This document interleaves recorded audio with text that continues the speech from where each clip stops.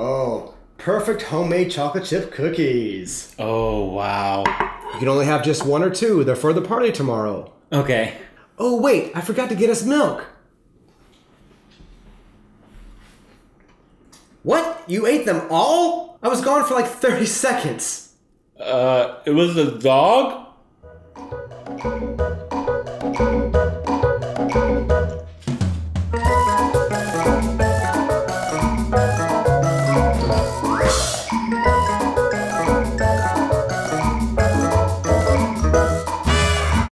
Hey guys, I'm Josh. And I'm Tobin. Welcome to the Josh and Tobin Show.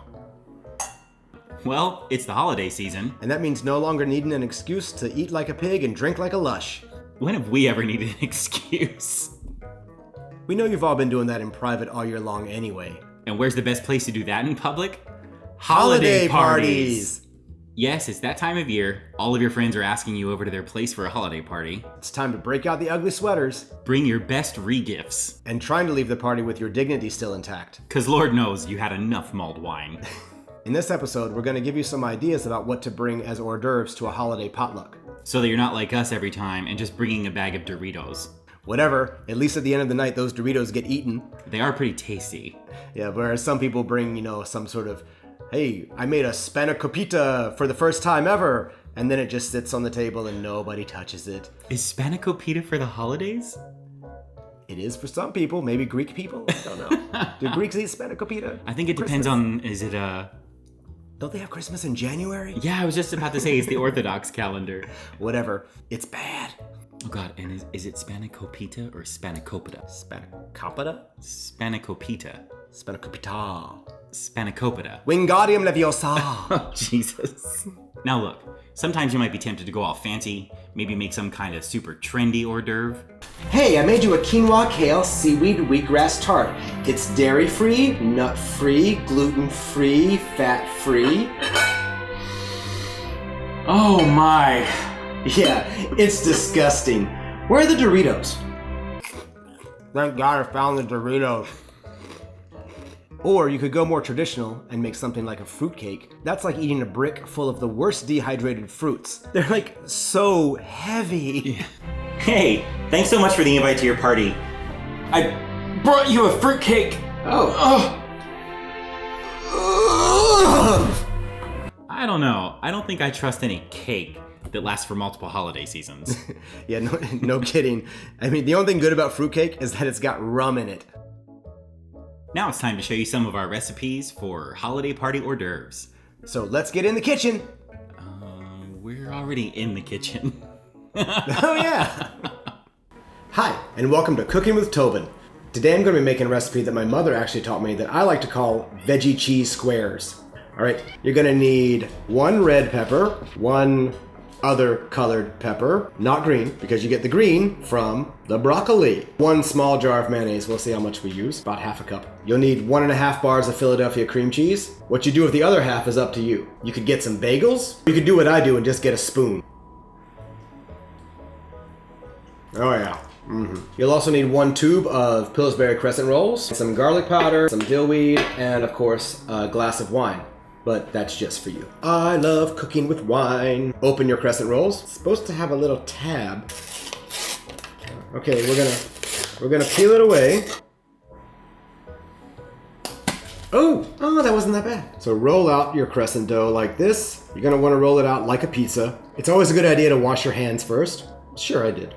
You wanna pinch the edges together, all the little creases, so it doesn't separate when you bake it. And voila. Now we're gonna bake this sucker at 375 for 10 minutes. While our crust is baking in the oven, we're gonna mix our pizza sauce, which I like to call our frosting. You're gonna take your cream cheese, which should be very soft. Half a cup of mayonnaise, you can just eyeball it. You put as much mayonnaise in there as you want. Mayonnaise is awesome. Oh, maybe this cream cheese wasn't as soft as I thought. And of course, you always need your sous chef. Yes? Good? Is it good?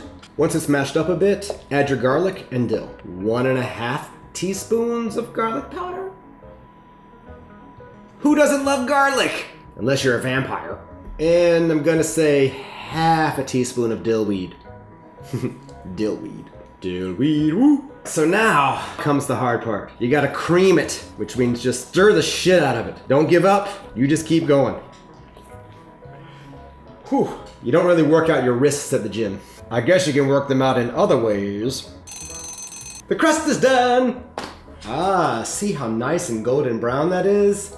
You're gonna wanna let that crust cool down, because if you put the mayonnaise and cream cheese on it when it's too hot, it's just gonna melt all over the place and be a big goopy mess. Once your cream cheese mayonnaise mixture looks a little bit like this, it's about done. Now that you've got your crust and your cream cheese mix ready, it's time to chop the vegetables. There's a sticker on here. So remove the sticker. I guess I should wash it. Now that your vegetables are washed, it's time to chop them up with a knife. You should always sharpen your knives. I honestly have no idea what I'm doing. You're gonna wanna cut the 2 peppers into small 1/2-inch rectangles.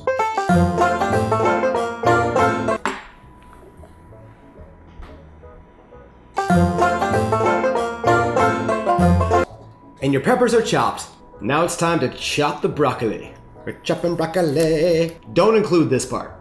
We just want the nice leafy florets. You want to chop up the broccoli so that it's pretty small, but not as small as the little squares of peppers. If you've got picky kids, this is a great way to make them eat broccoli. Tell them it's a veggie cheese square, or just tell them it's a cheese square, leave out the veggie.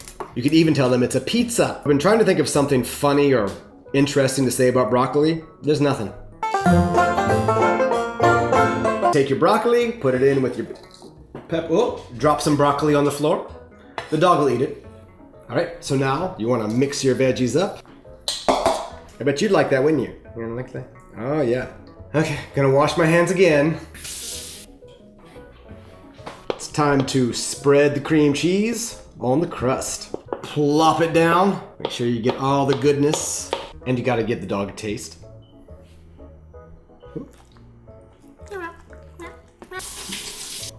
Spread the cream cheese all over. Start from the middle, work your way to the outside. Now that you've got your cream cheese all laid out nicely on the crust, it's time to put on the vegetables.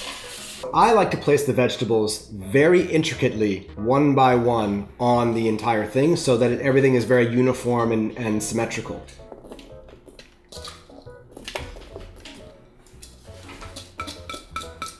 Voila. Well, you might want to press them down a little bit and spread them out. And you might want to wash your hands again. And voila, veggie cheese squares. And you'll notice that I've used a disposable cookie sheet because you know if you use one of your good cookie sheets and you go to a holiday party, chances are you're gonna get drunk and just leave it behind. And so there you have it. That's my recipe for veggie cheese squares. Every time we take these to a party, there's none of them left over. Which sucks because they're so delicious and we always want to take some home. Now it's time for my recipe, which is a lot easier than Tobin's. And it's caprese bites, which is simply cheese, tomatoes, and basil. The first thing you should do is drain your bocconcini. Bocconcini? Bocconcini. Anyway, drain your cheese. I've drained all the bocconcini. Now open the tomatoes. Voila! Okay, that's getting cut at No! Now that I've found all the lost tomatoes, let's open the basil. So now you've got your cheese, your cherry tomatoes, and your basil. I also have my wine. The last thing that you'll need to put everything together is a bag of fancy toothpicks. Mine are red and black. I'm sure that's some kind of sports team. Now it's time to assemble our caprese bites. All you need to do is grab a bocconcini ball, stab it right through the middle, take a piece of your basil, put that on there, a delicious cherry tomato, nice and sweet, and you're done. Put it on your plate for presentation. So we've got one caprese bite, and we have to make about 50 more, which I'll do now.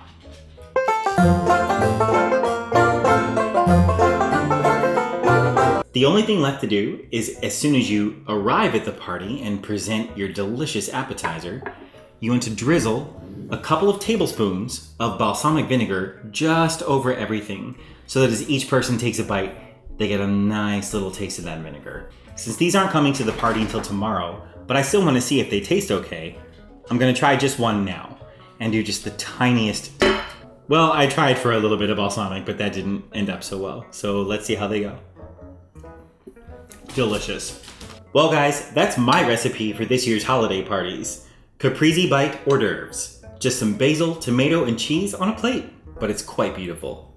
Well guys, that's it for this episode. We hope you liked it. If you tried out any of the recipes that we showed you in this episode, please let us know in the comments below how they turned out. We'd even love to see pictures if you've got them. And make sure that you have fun at all of your parties this holiday season. And if you have a little too much fun, I think we'd like to see pictures of that too. And remember, don't be afraid to laugh at yourself.